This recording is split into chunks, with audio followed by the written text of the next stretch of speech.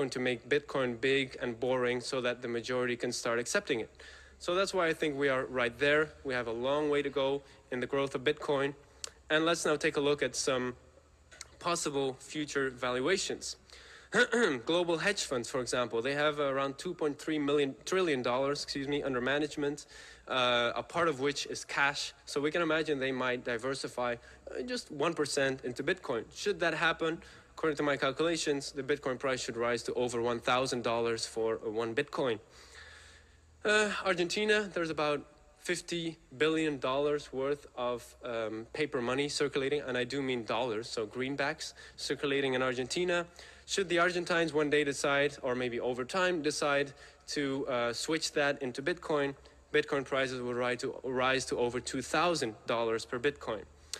Gold bugs, gold is money, but Bitcoin is money too, and it has some interesting characteristics. So maybe in the future, people that own gold today might want to divest just 1% into Bitcoin, in which case we can see prices rise to over $3,500 for a Bitcoin. And then if we've arrived there, I mean, why wouldn't it just keep continuing? I don't see why not, because the more people get involved, the stronger the network becomes, the more entrepreneurs that are there to make things very easy so that even grandmothers can start using it, etc. So let's continue our possible projections. We know that the global shadow economy, for example, has a size of around $15 trillion. This is 2012. If we assume that the volume of Bitcoin today would rise to something equal to that of the shadow economy, so basically the black market would become a Bitcoin-based or a cryptocurrency-based black market. And if I assume then that the Bitcoin price would rise equally so, which we can talk about whether that's a good idea, then Bitcoin prices would rise to around $160,000 for a Bitcoin. Should Bitcoin actually become the new gold? People talk about Bitcoin like gold 2.0, the new gold. They actually use that phrase quite loosely these days.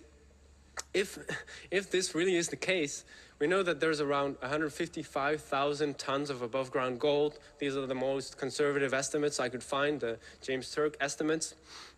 And multiply that with the gold price. Total valuation is around $7.2 trillion. So if Bitcoin really does become the new gold, one Bitcoin should be worth around $340,000.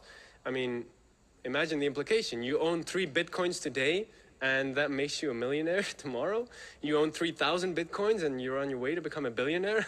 I mean, so you can see the kind of risk-reward ratio we are talking about.